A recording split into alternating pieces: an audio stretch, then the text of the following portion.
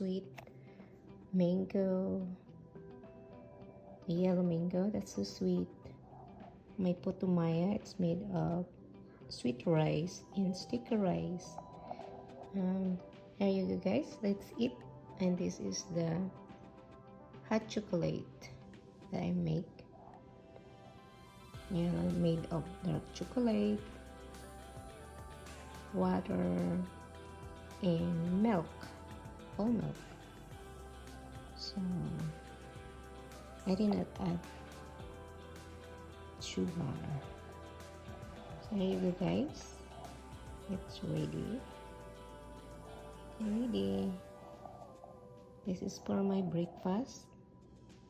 It's good. It's really yummy guys. We call puto maya. Puto maya.